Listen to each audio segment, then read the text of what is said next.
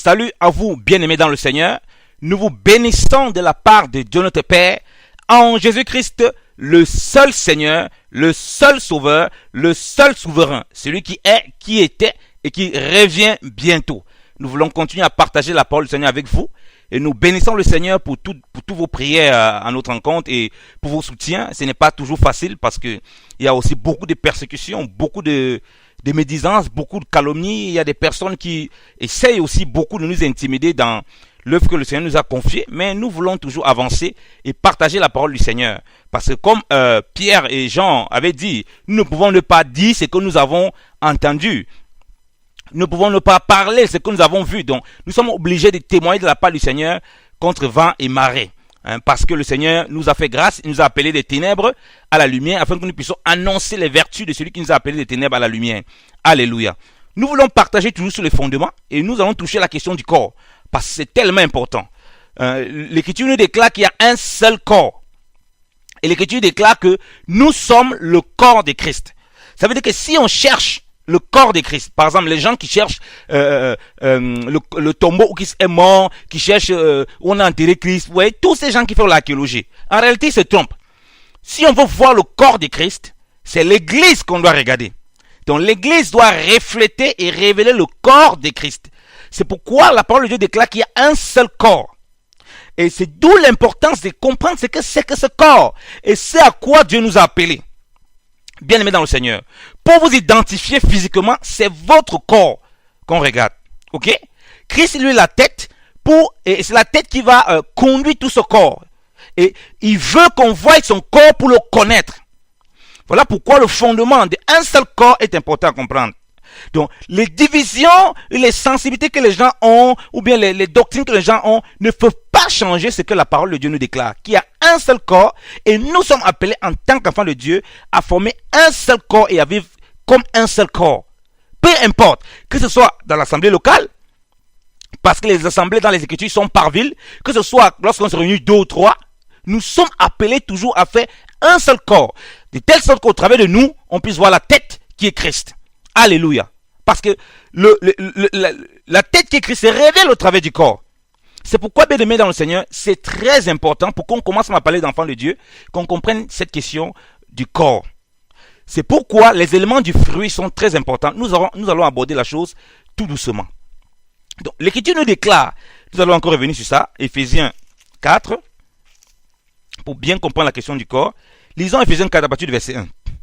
Je vous prie donc, moi qui suis prisonnier pour le Seigneur, de vous conduire d'une manière digne de la vocation à laquelle vous êtes appelés, avec toute humilité et douceur, avec un esprit patient, vous supportant l'un l'autre en charité, étant soignés de garder l'unité de la paix, l'unité de l'esprit par le lien de la paix. Et il part au verset 4, il y a un seul corps, une seule espérance, comme vous êtes aussi appelés à une seule espérance de votre vocation. Alléluia. Un seul esprit aussi, autant pour moi. L'Écriture déclare qu'il y a un seul corps. Il n'y en a pas 2. Donc, peu importe où les enfants de Dieu se retrouvent, ils doivent former un seul corps en Jésus-Christ. Je parle d'enfants de Dieu. Parce qu'après ça, le Seigneur permettra qu'on pourra faire des enseignements pour parler et identifier un enfant de Dieu. Qu'est-ce que le Seigneur entend par un enfant de Dieu? Lorsqu'on se prétend être enfant de Dieu, le but du Seigneur, c'est qu'on soit un seul corps. Et on comprend bien sa prière sacerdotale dans Jean 17, dans les jours de sa chair. Lorsqu'il priait à ce que nous soyons un. Comme lui, il est un avec le Père, parce qu'étant la tête de l'église, il est lui-même un membre de l'église. Et on doit faire un de sorte qu'au travers de ce un-là, on puisse connaître le Seigneur. Donc, les sensibilités religieuses, les compréhensions des doctrines, les faits de s'assembler si cela, à gauche, à droite. Bien aimé dans le Seigneur, si on ne fait pas réellement un seul corps, alors on n'a pas compris ce que c'est que l'église, on a fabriqué des religions. C'est pourquoi il y a beaucoup de religions au travers de la Bible, mais en réalité on ne fait pas un corps. L'église sont devenues, les assemblées sont devenues quoi? Comme des stations-service, où quelqu'un va, il n'a aucune relation avec quelqu'un dans l'assemblée, il n'a aucune relation avec les gens, ils viennent comme une station-service, ils pompent l'essence, et puis il part, il disparaît. Les problèmes des autres ne sont pas ses problèmes. Les situations des autres ne sont pas situations. Il n'y a aucune communion fraternelle. Et une fausse communion fraternelle, une communion fraternelle qui est uniquement là par intérêt. Et là, on ne peut pas parler de corps. La preuve, Les personnes quittent les assemblées, ils donnent aucune raison, ils s'en foutent complètement. On comprend qu'il n'y a aucune relation. Or, pour parler de communion fraternelle, pour parler de l'assemblée, il faut parler de corps. Ok? Parce que le corps humain, votre corps humain, il n'y a aucune partie de votre corps humain qui peut être affectée et que tout le corps ne ressente pas ce problème. Si vous avez mal à l'orteil, vous allez ressentir tout cela dans tout le corps. C'est pourquoi Paul va dire que nous faisons un seul corps, qu'il n'y a pas un membre, que si il n'y a pas un membre qui soit en dehors du corps, si un seul membre du corps souffre, c'est tout le corps qui souffre. Donc, pour pouvoir vivre vraiment la communion fraternelle, il faut que nous comprenions la nécessité de former un corps en toute situation. Et bien aimé dans le Seigneur, et là, c'est pas facile. C'est là où on doit vraiment être éprouvé en tant qu'enfant de Dieu. C'est là où les vrais fruits que nous portons sont manifestes. C'est là où la considération que nous avons pour les frères et pour les sœurs se révèle au grand jour. C'est là où on voit si nous sommes des touristes dans la maison du Seigneur ou bien si nous venons vraiment chercher le Seigneur. Donc, si on cherche vraiment le Seigneur, on va chercher à former un corps. Pas un corps dans l'hypocrisie, pas un corps dans la méchanceté, pas un corps dans le mensonge, un corps dans l'amour et la vérité par le Saint-Esprit. Parce que n'oublions jamais, comme vient de lire, la charité, c'est la plus excellente des vertus qui doit s'exprimer dans la vérité. Mais pour qu'il y ait vraiment ça, comme Christ a dit, que c'est en ceci que le monde va reconnaître que vous êtes mes disciples, que vous avez la charité les uns pour les autres. C'est-à-dire que vous allez former un corps. Si vous formez un corps, on va voir cet amour du Seigneur au milieu de vous. Cet amour du Seigneur va attirer les gens à l'extérieur. Et moi-même, je vais me révéler pour rajouter dans l'église. C'est pourquoi lorsque l'église naît, remarquez bien la mention qu'on donne bien dans le Seigneur, dans les Écritures. Que l'habitude était... Lisons l'écriture. Alléluia, merci Saint-Esprit. Lisons l'écriture, lisons Actes. Actes bien aimé dans le Seigneur, pour qu'on comprenne bien la notion du corps, que Christ a prié dans Jean 17, pour que les bien-aimés soient comme ça. Un corps, Acte 2, à partir du verset 41. Ceux donc qui reçurent de bon cœur sa parole furent baptisés. Et en ce jour-là fut ajouté à l'église environ 3000 âmes. Et ils persévéraient tous à la doctrine des apôtres et la communion et la fraction du pain et dans les prières.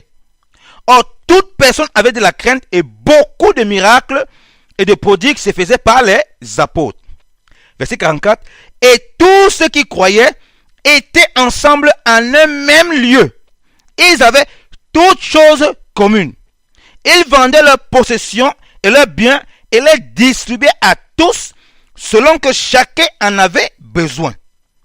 Et tous les jours, ils persévéraient tous d'un accord dans le temple, rompant le pain de maison en maison. Ils prenaient leur repas avec joie, avec simplicité de cœur, louant Dieu et se rendant agréable à tout le peuple. Et le Seigneur ajoutait tous les jours à l'église des gens pour être sauvés. Amen. Alléluia. Vous voyez que la parole que le Seigneur a donnée dans Jean 17, dans sa prière sacerdotale, la prière de la fin de son ministère, il dit qu'il accomplit l'œuvre que le Père lui a donnée. Il doit aller au Père. Il dit qu'il prie que les disciples soient un, comme lui il est un avec le Père. Que nous sommes un en lui, et lui en nous. Et on voit s'accomplir ça de façon littérale et claire avec les premiers frères. La parole de Dieu déclare que comme ils ont commencé à recevoir l'enseignement des apôtres, qui n'était rien d'autre que ce que le Seigneur les avait laissé, et ensuite, on dit qu'il y avait la puissance de Dieu qui se manifestait. Et on révèle qu'ils avaient tous la crainte de Dieu. Ces craintes de Dieu montrent quoi? Qu'ils étaient tous ensemble à un même lieu. Vous voyez? Et qu'ils avaient toutes choses en commun. Donc, ils se formaient vraiment un même corps. Dans votre corps, votre orteil ne peut pas dire que ce qu'il a, c'est pour lui. Non, c'est impossible. Ce que l'orteil a, tout le corps en bénéficie. Alléluia. La santé de votre orteil affecte votre démarche, affecte votre mental, affecte votre physique. Vous voyez? Donc tout ce que l'orteil a, tout le corps là. Tout ce que votre bras a, tout le corps en bénéficie. Alléluia. On voit que parce qu'ils avaient reçu l'enseignement des apôtres, ils demeuraient dans la doctrine, dans l'enseignement des apôtres. L'Écriture nous révèle maintenant qu'ils étaient de même sentiment. Ils avaient toutes choses en commun. Et c'est lorsqu'ils formaient un corps comme ça, que maintenant les gens pouvaient, ensuite on précise quoi? Ils vendaient leurs possessions, pas pour s'enrichir, pas pour enrichir un homme, comme on voit dans certains milieu chrétien où les gens ils vendent certaines choses pour rendre un soi-disant bishop, un soi-disant ministre de l'évangile multimilliardaire, il achète des dettes privées et puis le reste du peuple est tout pauvre. Ça, ce n'est pas la communion fraternelle, ça c'est de l'apostasie, ça c'est du vol. Donc on dit qu'il vendait et le distribuait à tous selon que chacun en avait besoin. Donc vous voyez que quand on commence à faire un seul corps, nos regards ne sont plus braqués sur nos besoins personnels. Nos regards sont braqués sur le corps. Nos regards sont braqués sur les nécessiteux. Ceux qui en avaient, parce qu'il y avait des gens qui n'en avaient pas. Ceux qui en avaient été au point de vendre, pas pour s'enrichir. Ils n'avaient rien, ils vendaient pas dans une mentalité d'espérer de recevoir quelque chose.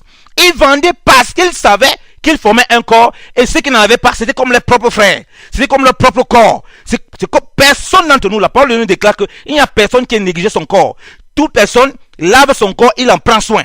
Donc si je commence à former un corps avec mon frère et ma soeur, ayant reçu l'enseignement apostolique, bien aimé dans le Seigneur, c'est pourquoi j'ai dit, si quelqu'un vous dit qu'il sait l'enseignement des apôtres et des prophètes, ça vous amène pas à former un corps entre vous les frères et sœurs. Ici on ne met aucune doctrine, ne mange pas, ne goûte pas, ne fait pas telle chose. Non!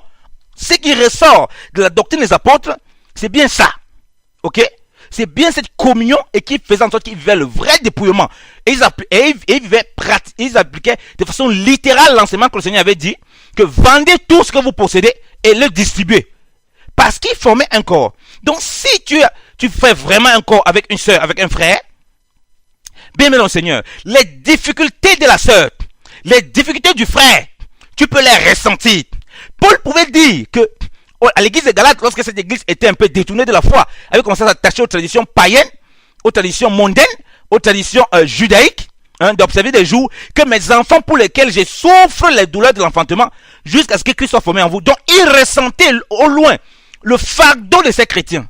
S'il n'y a plus le fardeau les uns les autres, s'il n'y a plus la persévérance, la communion, si on ne peut pas ressentir la douleur qu'un frère vit lorsqu'il est haï, lorsqu'il est calomnié, lorsqu'il est diffamé, lorsqu'il est rejeté, bien aimé dans le Seigneur, et qu'on se réjouit plutôt, alors il y a un problème. Si on n'est pas capable de ressentir les souffrances d'un frère qui passe par les difficultés, alléluia, quelle difficulté financière, quelle difficulté matérielle, quelle difficulté spirituelle, frère, c'est qu'il y a un problème.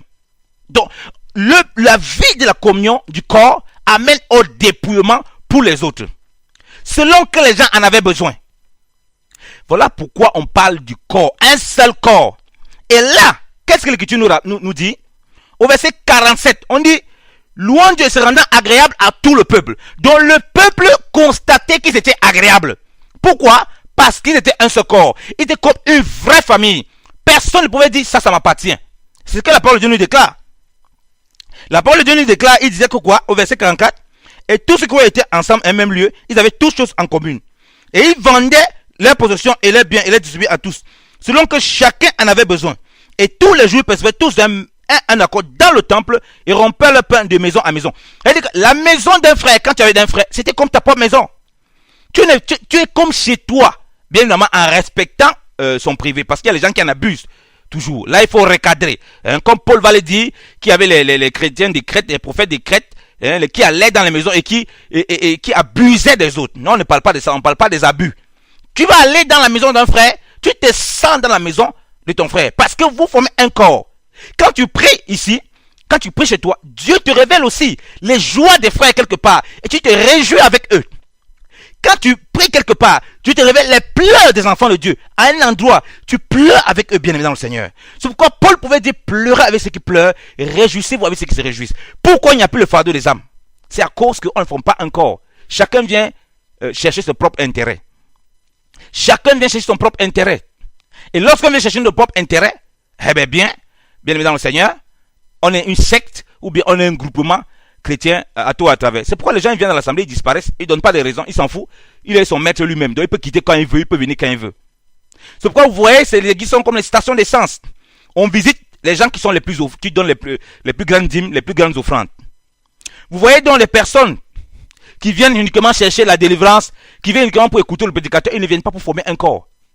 Lorsqu'on commence à venir pour chercher un corps, frère, bien évidemment le Seigneur, autant pour moi, on va commencer à chercher les fruits. C'est là où on va commencer à supporter les uns les autres. Selon on va voir les difficultés que tel frère a, tel frère a, Yannick a telle difficulté, il faut que je prie pour lui. Tel ça a telle difficulté, il faut que je prie pour lui. Selon on va apprendre à se supporter, apprendre à marcher dans la stature de Christ.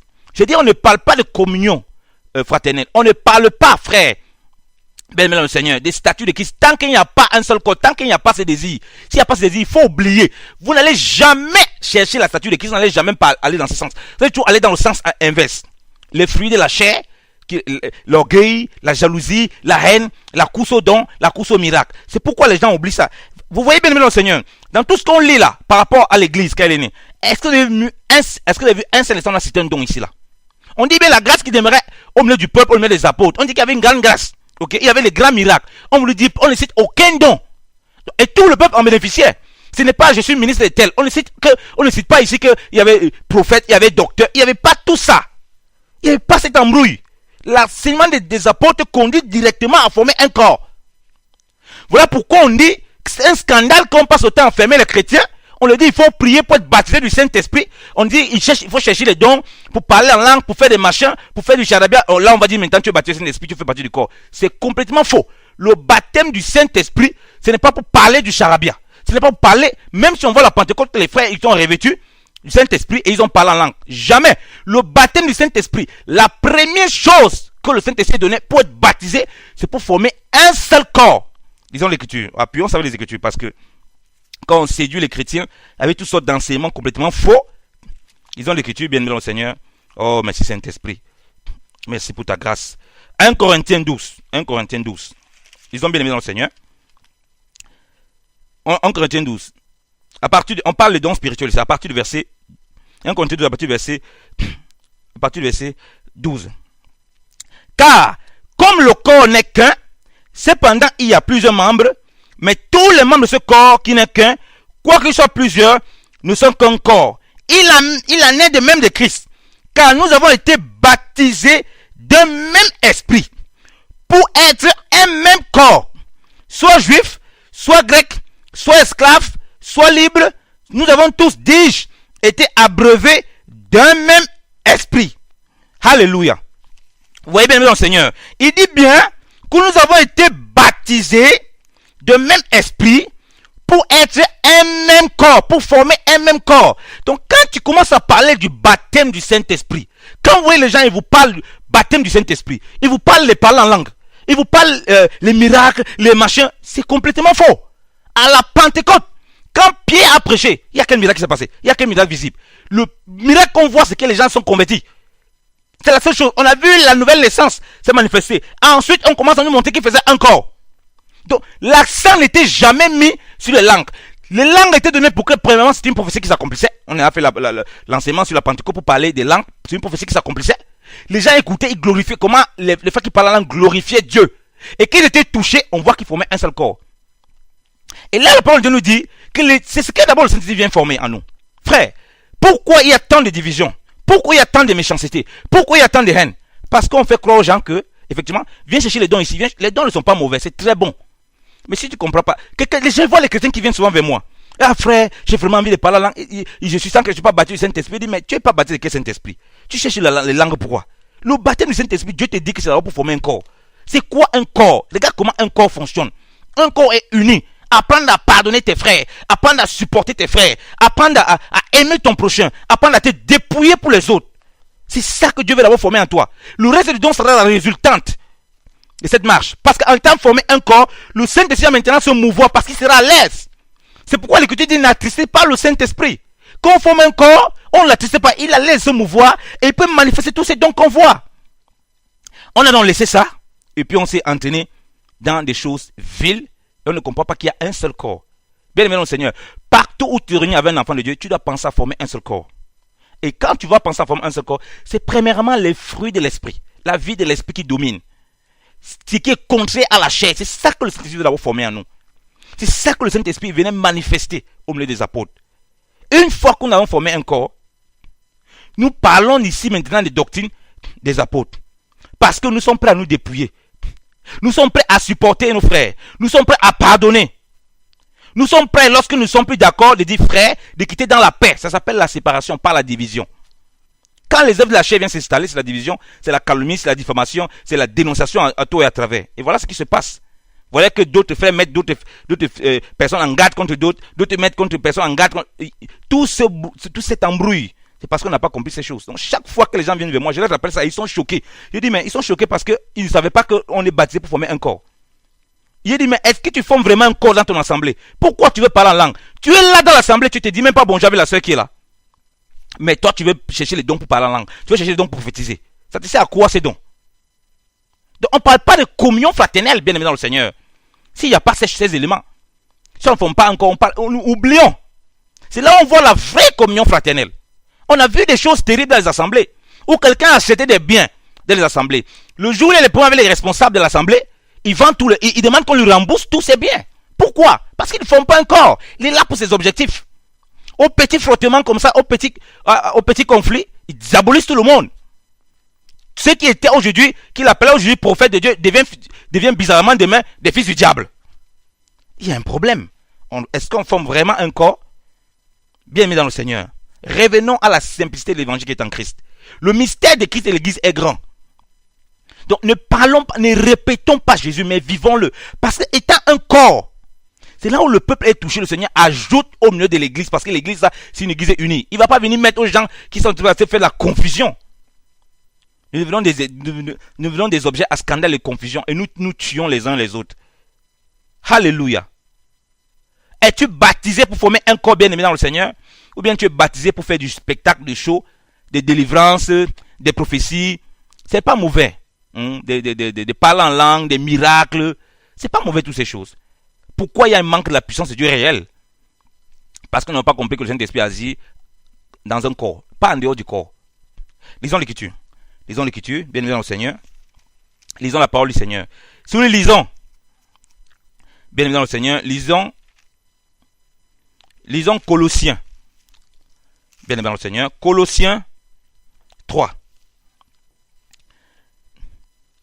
À partir du verset 12. Soyez donc, comme étant des élus de Dieu, saints et bien-aimés, revêtus des entrailles de miséricorde, de bonté, d'humilité, de douceur, d'esprit patient, vous supportant les uns les autres et vous pardonnant les uns les autres.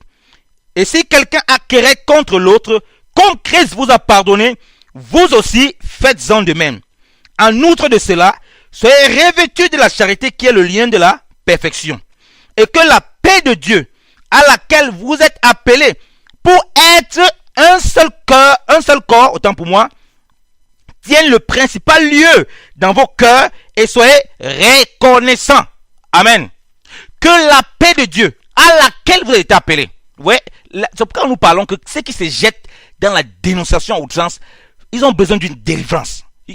Frère, ils sont possédés, ils sont conduits par un autre esprit. La Bible dit qu'on a été appelés à la paix en formant un seul corps. Ça, c'est un combat spirituel terrible. Parce qu'étant dans cette tente charnelle, qui va nier qu'il n'y a pas eu de frottement? Qui va nier qu'il n'a pas blessé son frère? Qui va nier qu'il n'a pas été blessé? Alors, donc, ce qui doit être un artisan de paix. C'est pourquoi le Seigneur a dit, heureux ceux qui procurent la paix. Il n'a pas dit ceux qui recherchent, ceux qui procurent. Parce que celui qui procure a déjà recherché la paix, il l'a déjà trouvé. C'est qu'il peut maintenant procurer. Et Dieu nous dit que nous avons été appelés à ça pour former quoi? Un seul corps. C'est là où on peut mettre l'ennemi en déroute. C'est là où on peut marcher dans la stature de Christ. C'est là où on peut progresser efficacement. C'est là où on peut vivre vraiment la puissance de Dieu telle qu'on ne l'a jamais vécu. C'est pourquoi une grande grâce reposait sur tous les frères. Paul est quitté de l'église de Corinthe. Malgré que cette église est dans la chair. Cette église, il y a les œuvres de la chair. Il y a quand même les dons là-bas. Vous voyez? Pour montrer à quel point les bases qu'il avait mis étaient des bases solides. Même si les gens, ils s'ennuyaient. Ok? Même si les gens, ils faisaient un peu du désordre. Regardez l'église de Galate. Paul leur rappelle que mais, les miracles qui se font parmi vous là, bien qu'ils se retournent à la loi, est-ce que c'est pas la foi ou bien c'est les œuvres de la loi? Vous voyez qu'il y avait toujours la puissance de Dieu. Donc, les fondements qu'ils avaient reçus pour être une même âme, sans intérêt, cherchez vraiment l'intérêt du frère. Sans intérêt personnel. Cherchez vraiment que Dieu soit le Dieu de tous. Cherchez vraiment que les indigents qui sont dans la maison, ceux qui n'ont pas, qu'on puisse vraiment vivre ce dépouillement. C'était ça leur souci. Et Paul va dire que les apôtres vont lui dire qu'il ne faut pas qu'il oublie les pauvres. Lorsqu'ils ont donné la main d'association, dans Galate 2, Lorsqu'on donne la main d'association, on dit il ne faut pas oublier les pauvres. Il dit que ce qui s'est tâché à faire, lui, grand apôtre, il pouvait faire le diaconat. Nous, on dit aujourd'hui que nous sommes ministres de l'évangile et nous sommes là pour être servis. Paul précise que servez-vous les uns les autres. Si quelqu'un veut être servi, il ne comprend pas que nous devons servir les uns les autres. Vous comprenez que c'est quelqu'un qui a un problème. Il ne peut pas faire un corps. Voilà pourquoi les gens marchent avec un panel de doctrines. Si vous n'êtes pas d'accord avec eux, c'est quoi? Chacun a sa liste de saines doctrines. Chacun a sa liste de salut. Tu n'es pas d'accord avec lui avec un point qui n'a même rien à voir avec la parole de Dieu. Tu deviens un enfant du diable. Tu deviens un enfant du diable. C'est principe simple que l'apôtre Paul a établi par le Saint-Esprit, que le Seigneur a établi au travers de Paul, que le Seigneur a passé le temps à enseigner lui-même. Ça a disparu au milieu du peuple de Dieu. C'est pourquoi on voit qu'il n'y a pas vraiment un soutien mutuel les uns les autres. Nous ne formons même pas un corps. Regardez ce que l'Écriture dit. Lisons l'Écriture. Lisons Galates. Revenons dans Galates, bien aimé dans le Seigneur. Par rapport à servir les uns les autres. Galates 5. Il dit ceci, Galates 5. Il dit ceci. Verset 13. Car mes frères, vous avez été appelés à la liberté. Seulement ne prenez pas pour une telle liberté pour être une occasion de vivre selon la chair. Mais servez-vous l'un l'autre avec charité. Mais servez-vous, vous voyez, ça revient encore. Servez-vous l'un et l'autre avec charité. Oh, bien aimé dans le Seigneur. Pour être comme ses frères qui pouvaient vendre leur possession pour le donner aux autres. Bien aimé dans le Seigneur. Il faut être dans l'esprit de service les uns les autres. La Bible n'a pas précisé les qui faisaient. Hein. On ne dit pas, on ne définit pas qui était. Qu'il soit ministre, qu'il ne soit pas ministre, qu'il soit simple frère, on dit simplement que ceux qui en avaient, ils vendaient pour subvenir aux besoins des autres. Donc, on n'identifie pas pour montrer à quel point c'est frère. Alors comment se fait-il que quelqu'un qui travaille, qui a les moyens, c'est lui qui va encore dépouiller les autres pour avoir. Comment se fait-il que les frères, bien aimés dans le Seigneur, ne s'intéressent pas d'abord à ça? Ils veulent toutes sortes d'évangiles pour s'engraisser eux-mêmes. Vous voyez, bien aimé dans le Seigneur? Nous devons nous servir les uns les autres. Frère, même l'eau que tu donnes à un frère, même l'eau que tu donnes à une soeur qui passe un moment difficile, bien aimé dans le Seigneur, c'est le service. C'est le service. Et pour le faire, il faut être un corps. On apprend à pardonner. Tu vas apprendre à pardonner comment si tu vis en autarcie, seul dans ton coin. J'ai été trop baissé dans les églises, j'ai machin. Mais tu vas apprendre la Bible, tu vas apprendre à pardonner comment? Tu vas apprendre à aimer comment? Tu vas apprendre à montrer aux païens qui est dehors que toi tu as reçu Christ, à aimer, à pardonner comment? À vivre dans la sainteté comment? Christ est venu parmi les pécheurs. Comment tu vas prendre la sainteté si ton frère a fait une faute ou ta soeur a fait une faute? Tu n'es pas capable de le pardonner, tu n'es pas capable de rester à côté de lui. Ce n'est pas possible. Comment c'est possible ça? Comment tu es capable de faire, de montrer réellement qui est Christ si tu ne fais pas un corps avec ton frère et ta soeur? C'est impossible. C'est impossible, bien aimé dans le Seigneur.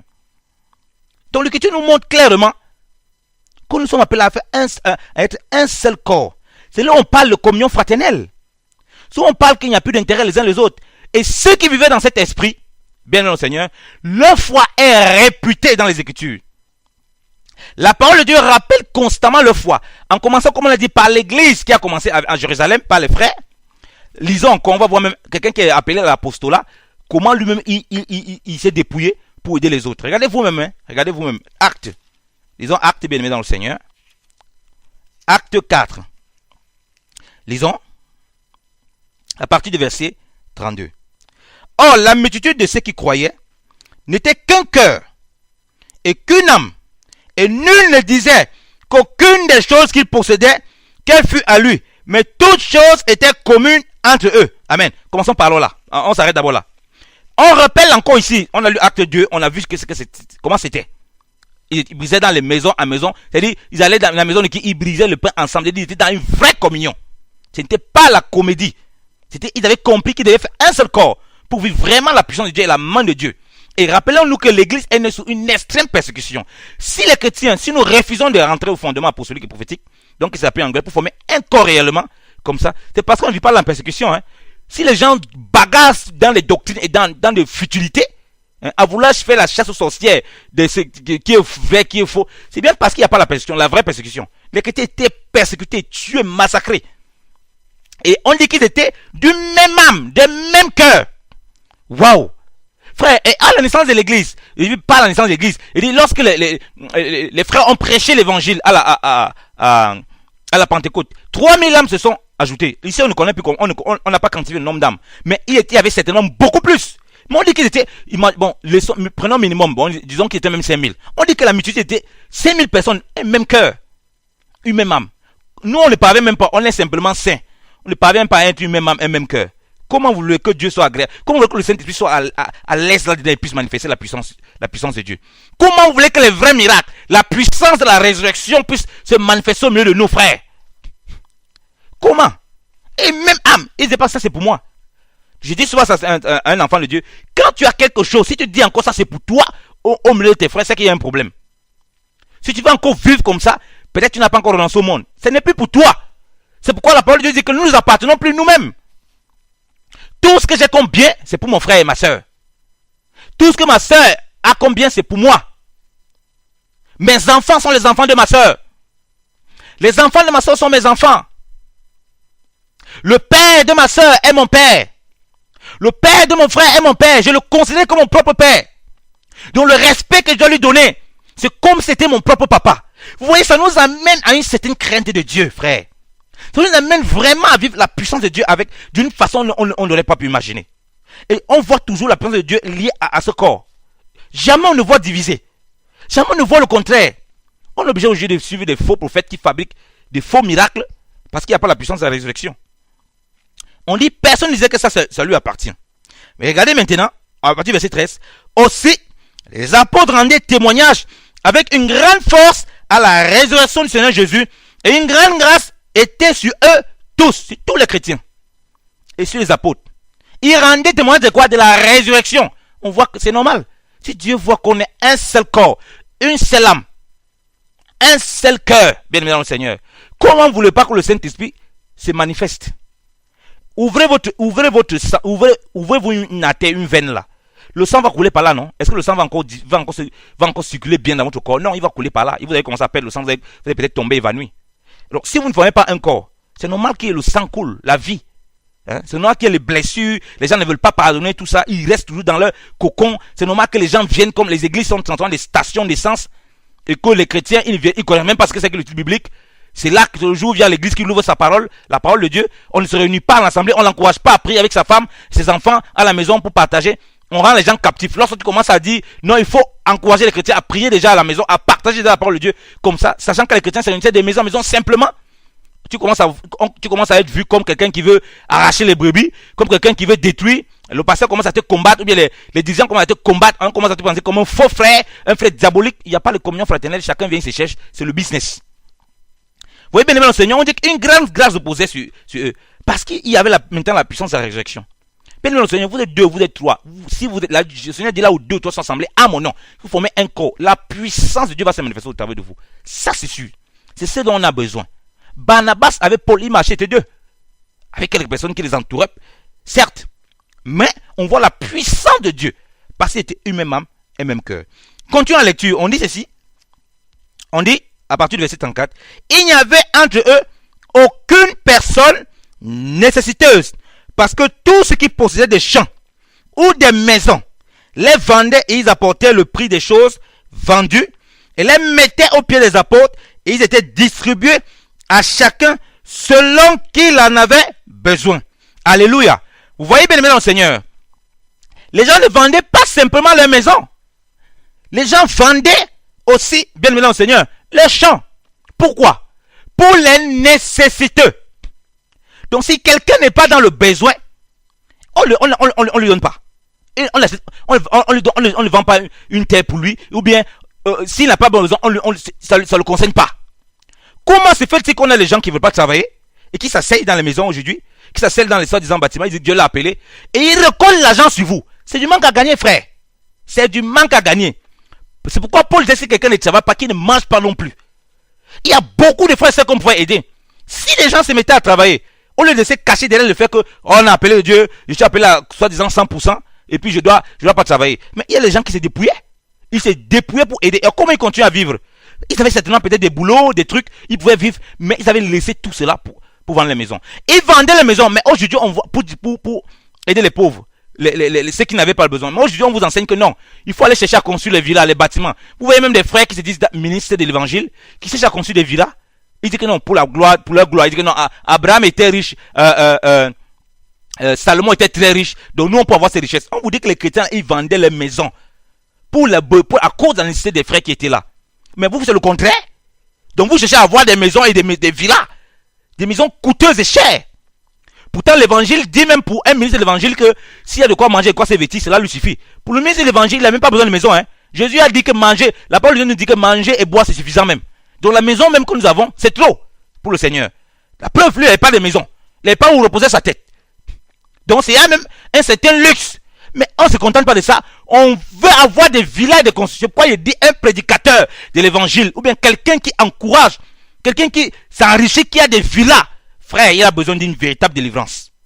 Parce que si quelqu'un a assez bien, alors qu'il y a des pauvres, il y a les indigents et les pauvres dans l'église. Non seulement les pauvres dans l'église, mais dans le monde.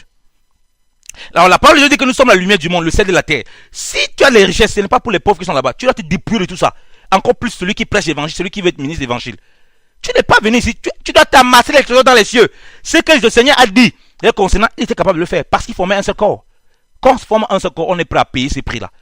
Quand on ne fait pas un seul corps, quand on ne passe pas au corps, on ne paye pas le prix, on ne paye rien. On vit pour soi-même, on est dans l'égocentrisme. C'est là où maintenant l'église devient un centre d'amusement, un centre d'abus. C'est pourquoi vous avez les 10 000 membres. C'est les 10 000 membres, c'est ceux qui dirigent qui sont de plus en plus riches. Il veut montrer la dernière BMW qu'il a achetée, la villa qu'il a construite, les vêtements qu'il a pris. C'est normal. C'est la séduction totale. Ils ne forment pas un seul corps. Ils ne sont pas dans le fondement apostolique et prophétique. Donc, c'est la pierre angulaire. Quand on commence à former un corps, voilà ce qu'on doit commencer à voir. Le dépouillement pour s'occuper des bien-aimés dans le Seigneur, en supportant chacun et priant pour que la grâce de Dieu repose sur tous. Alléluia. Donc, c'est l'histoire qu'on voit qu'il y a les gens qui n'ont pas de maison. Quelqu'un va acheter à tout prix des bâtiments, soit disant les locaux pour la télé, les locaux pour ceci, les locaux pour mon ami, bien aimé dans le Seigneur. Ça, c'est de l'apostasie. C'est l'apostasie. En Asie, là-bas, il y a les frères on brûle les maisons. Ils n'ont même plus de maisons. Dans les pays arabes, les chrétiens, on brûle les maisons, frère. Ils vivent dans la forêt. Mais vous voulez acheter des bâtiments et des locaux, soit disant pour la télévision, soit disant pour les ministères, soit disant pour la maison de Dieu, soit disant pour vous réfugier. Je refuse ça. Je refuse cet évangile-là. Dieu ne permet pas ça. Jamais vous pouvez acheter ça alors qu'il y a vos frères et sœurs dans le monde entier qui souffrent. Alors qu'il y a vos frères et sœurs qui brûlent les maisons même. Mais vous achetez des locaux qui vont périr après, alors qu'il y a des gens qui même pas, n'ont pas l'endroit où dormir. Je refuse cet évangile-là. Je refuse. Même si vous êtes des multimilliardaires, comment? Vous devez vous contenter d'une site nécessaire pour vous dépouiller, pour aider ceux qui sont dans la nécessité. Dans la nécessité, comme on voit là. C'est là où on parle du corps. Si ce n'est pas ça, vous n'êtes pas dans le corps. Donc, les miettes que certains prédicateurs d'évangile de prospérité vont donner aux familles en Asie, vont donner dans les trucs de pauvreté, ça c'est de la séduction pour voiler, pour jeter la poudre aux yeux des gens. Ça, non, on ne va pas tomber dans ces pièges. Donc, je n'approuve en rien toute demande d'argent pour soi-disant s'approprier des bâtiments pour une télévision, pour une émission, pour machin, comment ça veut dire, pour les églises, pour fabriquer des hôtels où les frères et sœurs vont venir dormir là, quand ils vont pour les réveiller. Je refuse ça. La Bible dit que les chrétiens allaient des maisons, ils divisaient les pains de maison à maison, donc ils faisaient la fraction de pain de maison à maison. Alors si un frère voyage, s'il n'a pas où dormir, on le garde, il y a un frère qui a une maison là, il dort là-bas. Pourquoi on va aller prendre l'argent des bien-aimés, aller construire des bâtiments et des villas, des réflexions pour dire ça c'est un centre des frères. Quand les frères viennent, ils n'ont pas les locaux, on va les héberger là. Je refuse. Ça, ce n'est pas du Seigneur, ça. Ça, ce n'est pas du Seigneur. Ça sera le nom de qui? Après, on le supplie qu'il y a les détournements de fonds. Après, on le supplie qu'il y a toutes sortes de malices. Ça, ce n'est pas la pensée du Seigneur. La pensée du Seigneur, c'est tout le contraire. C'est tout le contraire.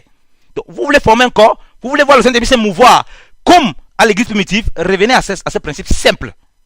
Aussi simple que ça. Celui qui ne travaille pas, qui ne mange pas. Qui ne mange pas, qui se taise. Il doit être un exemple en tout. Et quand il travaille, il doit se dépouiller pour les autres. Et s'il ne travaille pas, qu'il cesse de vouloir mettre les autres sur le joug. Qu'il ne demande pas un salaire. Qu'il vit par la foi. Et content sur son Dieu. Dieu lui-même touche les cœurs des gens pour pouvoir contribuer à son œuvre. Je parle là parce que le Seigneur veut que je parle de ça. Donc, voilà l'église qu'on voit dans les Écritures. Voilà l'église qu'on voit dans les Écritures. Et si nous lisons à partir du verset 36, Or, Joseph, qui est par les apôtres, fut surnommé Barnabas, c'est-à-dire fils de la consolation, Lévite et Cyprien de nation, ayant une possession, la vendit et apporta le prix et le mit aux pieds des apôtres. Amen. Barnabas lui-même a vendu. Il avait une possession, une richesse. Il a mis aux pieds des apôtres et on distribuait selon le besoin de tout un chacun. Selon le besoin de tout un chacun. Voilà où la communion fraternelle nous conduit. Elle nous conduit à être dépendants du Seigneur. Elle nous conduit à voir les regards sur le corps. Un seul du corps qui souffre, c'est tout le corps qui souffre. Et là, on peut parler de communion fraternelle. Quand la communion fraternelle, c'est autour de nos doctrines. Hein? Quand la communion fraternelle, c'est autour de nos visions. Ça, ce n'est pas la communion fraternelle. C'est du sectarisme, c'est du religieux. Ça ne sert à rien. Il n'y a pas la puissance de Dieu. La communion fraternelle nous amène à ce dépouillement, à dépendre les uns les autres. À se pardonner les uns les autres. Regardez ce que la parole du Seigneur nous dit. Regardez, oh, bien aimé dans le Seigneur. Oh, merci, précieux Saint-Esprit. Lisons la parole du Seigneur. Lisons la parole du Seigneur. Regardez. Éphésiens. Regardez, lisons Éphésiens. Éphésiens 4. À partir du verset 28. Que celui qui dérobait ne dérobe plus, mais que plutôt qu'il travaille en faisant de ses mains ce qui est bon, afin qu'il ait de quoi donner à celui qui en a besoin. Vous voyez? Celui qui volait, qui ne vole plus. Quand il vient là, le Seigneur, il y a plusieurs façons de voler. Hein? Il a volé en demandant pernicieusement des sous pour des soi-disant projets et se nourrir derrière. Ok? Il a volé en allant prendre vraiment pour son prochain. Mais la parole de Dieu nous demande que il faut travailler pour pouvoir subvenir aux besoins de chacun. Vous voyez où les regards sont braqués? Quand vous voyez les chrétiens qui prient tout le temps, oh Seigneur, donne-moi le travail, il pense qu'à lui-même, à son égocentrisme, il ne pense pas à ceux qui sont dans le besoin. Vraiment, à ceux qui sont dans le corps de Christ. Ok? Aussi, sa propre famille, ses frères et sœurs. Mais il ne pense pas, il pense qu'à lui. C'est un égoïste. Alors la parole de Dieu dit que tu dois travailler pour prendre ceux qui sont dans le besoin. Vous voyez? C'est toujours tourné vers le corps. Parce que Christ qui est venu, parce qu'au travers du corps, Christ veut se révéler. Et il dit au verset 29, qu'aucun discours malhonnête ne sorte de votre bouche, mais seulement celui qui est propre à édifier, afin qu'il donne grâce à ceux qui l'écoutent. Et n'attristez point le Saint-Esprit, autant pour moi, de Dieu par lequel vous avez été scellés pour le jour de la rédemption, que toute amertume, colère, irritation, crierie et médisance soient ôtées du milieu de vous, avec toute malice. Mais soyez soyez doux les uns envers les autres, pleins de compassion, et vous pardonnant les uns aux autres, ainsi que Dieu vous a pardonné par Christ. Amen. Vous voyez, n'attristez pas le Saint-Esprit. Ensuite, qu'il n'y ait pas cette amertume. Comment il n'y aura pas cette amertume? Parce que de toute façon, frère, étant dans cette tente Chanel, il va arriver à avoir des frottements. Il dit quoi? Soyez doux les uns envers les autres, pleins de compassion. Ensuite, pardonnant les uns les autres, ainsi que Dieu vous a pardonné par Jésus-Christ. Et là, on parle du corps, là, on parle de l'enfant de Dieu, là, on parle du Fils, là, on parle des statuts de Christ. Vous voyez, bien aimé dans le Seigneur? Et là, le Saint-Esprit s'est réjoui. C'est pourquoi Colossiens 3, comme nous avons lu, disait que si l'un a le sujet de se plaindre de l'autre, qu'il pardonne comme Christ aussi a pardonné. Vous voyez? C'est là ça qu'on a appelé à vivre. Comment on va le vivre s'il n'y a pas la vraie communion fraternelle? Et cette communion fraternelle est spirituelle. Vous allez voir les frères de la Macédoine, les frères de l'Achaïe, qui vont cotiser lorsqu'une grande famine va frapper l'église de Jérusalem et principalement la Judée, pour cotiser pour ses frères. Est-ce qu'ils les connaissaient forcément physiquement? Non. La parole de Dieu dit qu'ils ont donné au-delà de ce qu'ils avaient, alors qu'ils étaient même pauvres, pour leurs frères dans le Seigneur, parce qu'ils faisaient un seul corps. La communion fraternelle, elle est spirituelle, elle n'a rien à voir avec la chair. Comme je dis, c'est pourquoi on peut se réunir physiquement, mais comme on voit les églises de 10 000 membres, mais les gens ne se connaissent même pas. Ils ne connaissent même pas qui est là, ils s'en foutent. Le juif veut partir, pas. Le juif veut revenir, il revient. C'est comme les stations d'essence. C'est comme les clubs amicaux. Et ça, la communion fraternelle, sa réunion physique, ça ne veut rien dire. Elle doit être spirituelle. Si elle est spirituelle, physiquement, on va voir l'impact. Et si elle est spirituelle, on va voir l'impact même au loin. L'impact même au loin, comme les frères. Lisons cela, puis on savait les Écritures. Regardez l'église. Lisons si nous avons 2 Corinthiens 8. Puis on savait l'Écriture est bien dans le Seigneur. 2 Corinthiens 8, après du verset 1.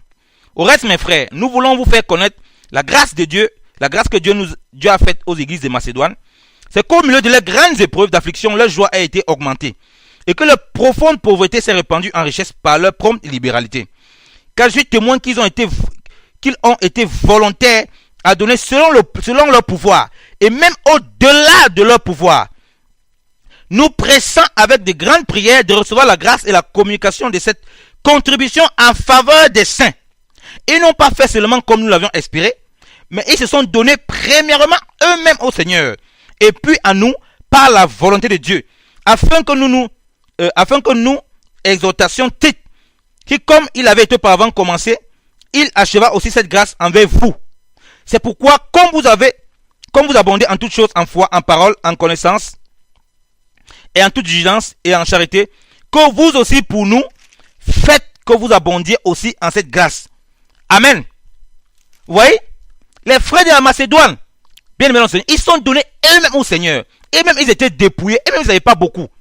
Ils ont supplié les frères, recevez cela pour contribuer à l'œuvre du Seigneur, pour aider les frères qui étaient en Judée, parce qu'il y avait une grande famine, oh bien aimé dans le Seigneur, qui avait frappé l'église, bien aimé dans le Seigneur. Mais ces chrétiens-là, ils ont donné pour les frères. Rien ne nous prouve qu'ils les connaissaient, mais peut-être ils ne l'avaient jamais vu. Mais ils faisaient vraiment un seul corps. Un seul corps. Un seul corps, bien aimé dans le Seigneur. Est-ce que c'est le cas pour nous? Quand tu rencontres un frère, tu as le témoignage que Dieu te dit que c'est un enfant de Dieu. Est-ce que tu cherches d'abord à savoir toutes ces connaissances, toutes ces doctrines, ou bien tu as d'abord l'envie de faire un seul corps, par le lien de la paix, comme nous l'avons dit, par la charité, par le pardon, par supporter les uns les autres, par éviter de te plaindre. C'est qu'on est charnel qu'on veut tous se faire les procès les uns les autres. En pensant d'abord à son intérêt et non à ton propre intérêt. Vous voyez, bien aimé dans le Seigneur, est-ce que c'est le cas? Est-ce que nous pouvons dire vraiment que nous le vivons? Pour voir la grâce de Dieu, la puissance du Saint-Esprit se manifester au travers de nous. Pour voir que les païens à l'extérieur reconnaissent que ceux-ci sont vraiment disciples de Jésus-Christ. On voit vraiment la vraie charité au milieu d'eux et envers ceux du dehors. Parce que malgré tout, ils s'aiment vraiment tendrement. Donc la première question lorsqu'on vient, on veut parler de communion fraternelle, on veut parler d'un seul corps, quand on est au milieu des frères, on doit vraiment se poser la question, est-ce qu'ils s'aiment vraiment les uns les autres? Est-ce qu'il y a une vraie charité? Parce que l'amour, bien aimé dans le Seigneur, c'est uniquement dans les difficultés. C'est dans les difficultés qu'on prouve notre amour. Demandez aux couples mariés, c'est dans les difficultés que vous éprouvez votre vrai amour. Si vous êtes aimé pour des motifs impurs, il y a le divorce qui vient. Vous ne pourrez pas tenir. Donc voilà pourquoi on parle d'un seul corps. Donc, bien aimé, commence à chercher à être baptisé du Saint-Esprit pour former un corps. Laisse le reste des miracles, des dons là. Dieu va former ça en toi. Tu vas commencer à voir tes frères par le baptême du Saint-Esprit pour former un corps, bien aimé dans le Seigneur, autrement. Tu vas commencer à ressentir les douleurs de tes frères qui sont au loin. Tu vas commencer à sentir les joies de tes frères qui sont au loin. Tu vas commencer à ressentir la joie du Saint-Esprit. C'est pourquoi la parole de Dieu dit que le royaume de Dieu n'est pas à manger, à boire, mais la joie, la justice et la paix par le Saint-Esprit. Alléluia. C'est à ça, bien aimé dans le Seigneur, que nous sommes appelés. C'est pourquoi, quand tu vis formant un seul corps, tu ne peux plus avoir l'espérance sur les choses de cette terre. Tes yeux sont fixés sur ce qui périt. Autant pour moi, ce qui est impérissable. On ne peut pas t'abuser avec l'évangile de prospérité. On ne peut pas t'abuser avec les choses de la terre. Puisque tu te dépouilles volontairement pour tes frères et sœurs. Et tu as une grande joie. Et Dieu remplit toujours ton grenier. Tu ne manques de rien. Tu le vois toujours te soutenir. Et il te montre les choses célestes. Il commence à te faire goûter ce qui est impérissable. Et tu désires ça de tout ton cœur. Alléluia. Oh, bien-aimé dans le Seigneur. Parce que rappelez-nous, dans la même ligne que nous avons lu dans Ephésiens 4, il y a un seul corps, un seul esprit, une seule espérance. Vous voyez que c'est dans la même pensée. Un seul corps, un seul esprit, une seule espérance. C'est lié. Mais quand on s'attache au corps, on vit dans le dépouillement total, se supporter les autres. On vit dans le perfectionnement comme ça. On a les yeux attachés sur ce qui est impérissable. On est animé d'un même esprit, du même âme.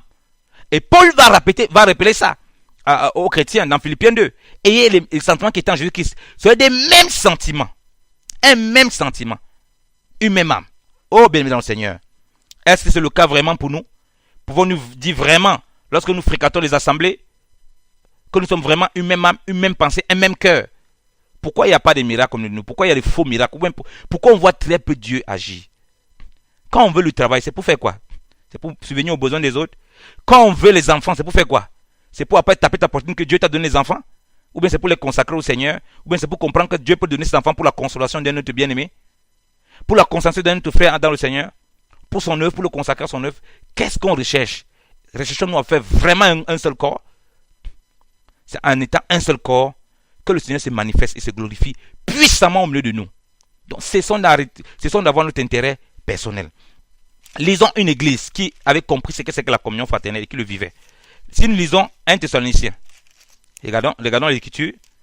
1 Thessaloniciens, bien aimé dans le Seigneur.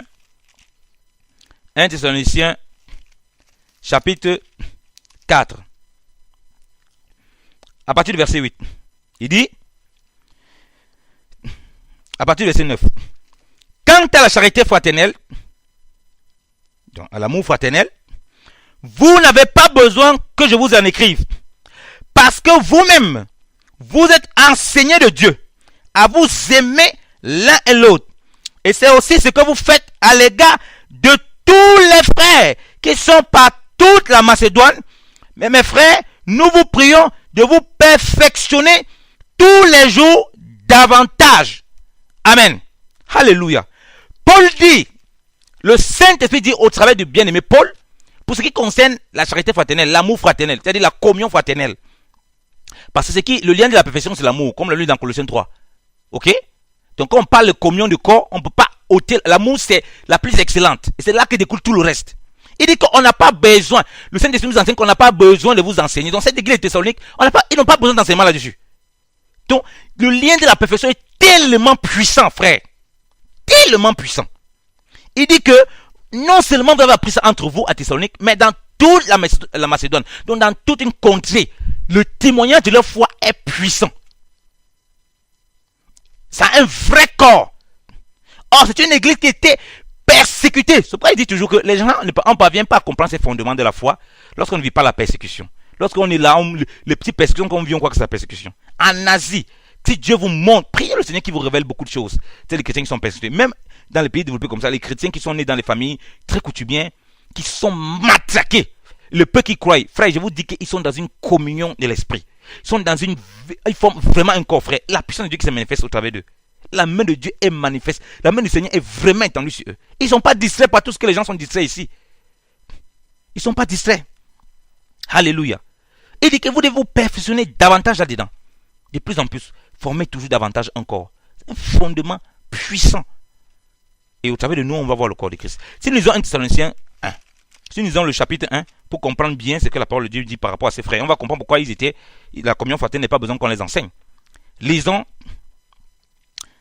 1 Thessaloniciens 1 à partir du verset 5.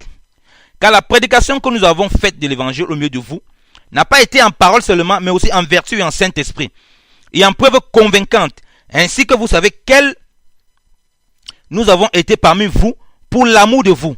Aussi avez-vous été nos imitateurs et ceux du Seigneur, ayant reçu avec joie du Saint-Esprit la parole accompagnée de grandes afflictions. Donc cette église a reçu la parole du Seigneur, la parole de la vie éternelle, la justification par la foi, la parole du salut en Jésus-Christ, pas de grandes tribulations, accompagnée de grandes afflictions. Tellement que vous avez été pour modèle à tous les fidèles de la Macédoine et de l'Achaïe. Alléluia. Il dit, tellement que vous avez été les modèles à tous les fidèles. Vous voyez? Rappelons-nous, nous avons lu 1 Thessaloniciens 4. On dit que vous n'avez pas besoin de vous. Pour l'amour fraternel, vous n'avez pas besoin qu'on vous enseigne là-dedans. Ça, là, vous êtes parfait. Et on vous demande que vous perfectionnez là-dedans. Il dit que leur foi est tellement célèbre dans. Vous imaginez, dans toute une contrée. Toute une contrée. Oh, c'est les chrétiens qui avaient reçu dans la persécution. Ils n'étaient pas distraits comme nous on est distraits aujourd'hui. Ils annonçaient la parole avec hardiesse. Et Paul dit qu'ils étaient les imitateurs de Paul. C'est quoi Paul pouvait dire au point où on arrivait, marcher des mêmes sentiments, des mêmes pas, du même pensée. Vous étiez nos imitateurs et ceux du Seigneur. Quand les disciples du Seigneur se disputaient pour voir qui était le plus grand, qu'est-ce que le Seigneur est venu? Est-ce que le Seigneur est venu dire, écoutez, Pierre c'est le plus grand ici, écoutez, le Seigneur savait comment il devait manifester sa grâce. On voit que la grâce du Seigneur dans les Écritures, elle est beaucoup manifeste chez Pierre, mais le Seigneur est venu abaisser les cœurs. Il est venu, non, ça ne doit pas être comme ça parmi vous. Les rois de ce siècle, ils dominent, machin. Vous devez être serviteurs les uns les autres. C'est moi qui vais opérer ma grâce au travers de vous, comme je le sens, comme je le veux. Mais ayez le regard que toujours vous êtes les serviteurs les uns les autres. Vous voyez ce que le Seigneur manifeste. Paul dit que vous avez été nos imitateurs, ceux du Seigneur. Paul manifestait toujours ça, quoi qu'il soit l'apôtre de tous. Il dit que nous sommes crachés dessus, balayés, les balayés de ce monde. Donc Paul était toujours dans cet esprit de rabaissement. Il dit maintenant, verset 8, Car la parole du Seigneur a retenti de chez vous, non seulement dans la Macédoine et dans l'Achaïe, mais aussi en tout lieu. Et votre foi envers Dieu est si célèbre qu'il ne nous ait pas besoin d'en rien dire. Alléluia. Il dit que votre foi du Seigneur, tellement les frères la vivaient la communion fraternelle, tellement les frères la faisaient un seul corps, tellement les frères étaient imitateurs de Paul, imitateurs du Seigneur Jésus-Christ dans leur vie pratique, accompagnés des grandes tribulations, que Paul dit qu'on n'a rien à dire sur votre foi. Waouh! Waouh! Quelle merveille! Est-ce qu'on peut dire de temps de nous qu'on n'a rien à dire sur notre foi? Est-ce qu'on peut se regarder au travers des frères de Thessalonique, on se dit vraiment, on forme un corps? Un corps, nous avons tout. Nous avons les technologies, nous avons le travail, nous avons des persécutions, mais certaines persécutions vraiment comparées à ce qu'ils avaient, parce que là on tuait, parce qu'on arrachait les gens dans les divinités païennes, donc il y avait des vies en question. Est-ce qu'on le parcourt même pas ça? Mais est-ce qu'on est capable de dire ça de nous? Est-ce que le Seigneur est capable de dire ça? Si Paul, le Seigneur permettait qu'il soit là au milieu de nous, il est capable de dire ça de nous. Nous sommes vraiment imitateurs de Paul, parce que comme les gens disent qu'ils veulent imiter Paul, il va aller se chercher dans les Écritures. Il dit qu'ils étaient ses imitateurs, regarde, il n'y avait rien à dire sur leur foi. Rien à redire. Il dit au verset 9, car eux-mêmes racontent de nous quel accès nous avons auprès de vous et comment vous avez été convertis des idoles à Dieu pour servir le Dieu vivant et vrai. Donc, quand ils sont sortis des idoles pour servir le Dieu vivant et vrai, Paul voyait que leur foi était célèbre, leur foi est devenue célèbre dans toute une contrée, qu'on n'avait plus rien à dire là-dedans. Ils étaient des véritables fidèles pour les frères de la Macédoine et ils montraient la joie du Seigneur, la vie du Seigneur et a reçu la parole dans beaucoup de tribulations. Et on n'avait rien à leur dire sur la communion fraternelle. Sur la communion fraternelle, il était parfait. Un vrai corps, un seul corps.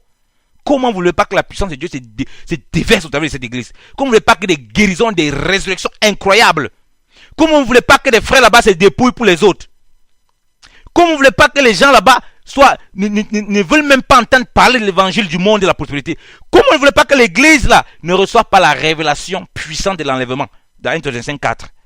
La consolation que Dieu donne dans 1 Thessaloniciens 4, c'est par rapport à quand Paul dit consolez-vous avec c'est quoi? Il parle de la révélation de l'enlèvement. C'est ce qu'on donne comme consolation à une église qui est dans la foi. Allez, à ceux qui ne marchent pas dans cette communion fraternelle, ceux qui cherchent, c'est le pain. Non, Dieu va te donner l'argent, Dieu va te donner le... Mais ceux qui sont comme eux, qu'est-ce que le Seigneur donne comme consolation? L'enlèvement.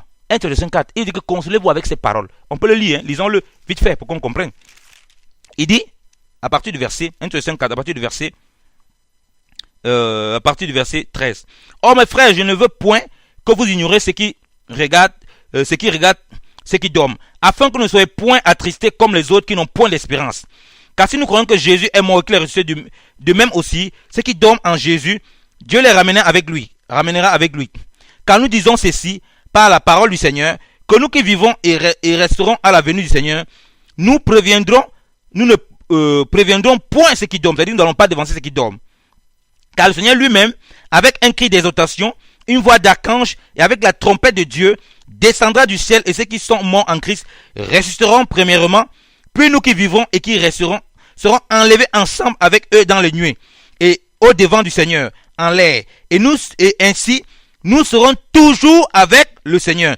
C'est pourquoi consolez-vous l'un l'autre par ces paroles. Amen. Voyez la consolation qu'on donne à ces chrétiens. Dites ça à un chrétien dans les églises où on passe le temps à se chercher dans les choses de ce monde. On ne cherche pas la communion fraternelle. On va lui dire non, vis par la foi, crois ceci, lis cette parole, va lire tel livre, achète tel bouquin, crois, il va être ballotté de séminaire en séminaire. Séminaire de délivrance, de puissance, ceci, cela. Paul donne, voilà la consolation qu'on a dans les chrétiens. Chrétiens qui sont persécutés, dont on n'a rien à réduire sur leur foi, dont on n'a rien à réduire sur la communion fraternelle. On leur dit, voilà la consolation que Dieu vous donne. Donnez cette consolation à un chrétien de ce siècle. Il va dire non. Comment? Je dois régner sur la terre. Je dois être un roi dans ce monde. Je ne suis pas n'importe qui. Je suis un petit Dieu. Non, il vient à l'église comme dans une station d'essence. Il vient à l'église comme dans une coutume, dans une tradition. Les yeux sont détournés de ce qui est impérissable. Voilà ce que la communion fraternelle nous amène. C'est vivre ce dépouillement, frères et sœurs. Bien-aimés dans le Seigneur, répentons-nous et préparons les voies du Seigneur. Revenons à Jésus-Christ simplement pour vivre la véritable foi et pour être sauvés. Revenons à Jésus-Christ. Est-ce que nous formons un seul corps? Mon frère, quand tu gagnes ton salaire à la fin du mois, Est-ce que tu penses vraiment à ce que Seigneur, qu'est-ce que tu veux que je fasse de cela? Ou bien tu as déjà un programme établi sur lequel tu joues sur cela. Quand tu veux construire, quand tu as des richesses, est-ce que tu penses vraiment, Seigneur, pourquoi tu m'as donné ces richesses? Qu'est-ce que je veux faire de ça? Quand tu as le don spirituel pour prier, pour jeûner, quand tu as la capacité de jeûner et de prier, pour guérir les malades, pour faire tout ça, quand tu as le don, à quoi tu penses? Quand tu as le don pour parler des langues, quand tu as le don pour interpréter, quand tu as toutes les grâces que Dieu t'a données, tant les choses spirituelles que les choses matérielles, à quoi tu regardes quoi? Tu cherches quoi? Tu cherches à faire de quoi? Tu cherches à faire quoi de ces dons, de ces choses-là? Est-ce que c'est pour le corps ou bien c'est pour toi-même? Parce que si c'est pour toi-même, tes yeux ne sont pas braqués sur ce qui est impérissable, tes yeux seront braqués sur ce qui est périssable. Mais si c'est pour le corps du Seigneur, tu vas vivre le dépouillement pour le corps du Seigneur. Alléluia. Oh, bien-aimés dans le Seigneur, que le Seigneur nous bénisse abondamment, qu'il vous fortifie. C'est un fondement très important dans notre foi chrétienne. Formons un seul corps, pas le lien de la paix, pas l'unité de l'esprit, car nous sommes appelés à être des enfants de paix, pas l'amour fraternel, en nous pardonnant les uns les autres, en nous supportant les uns les autres. Là, on peut prétendre que nous sommes disciples du Seigneur. L'amour du Seigneur va être vu en nous, par nous, et pour le monde aussi, et pour les gens qui nous entourent. Et on sera agréable devant tout le peuple, et on va porter beaucoup de fruits pour le Seigneur. Que le Seigneur Jésus-Christ vous bénisse abondamment, au nom puissant de Jésus-Christ de Nazareth. Amen.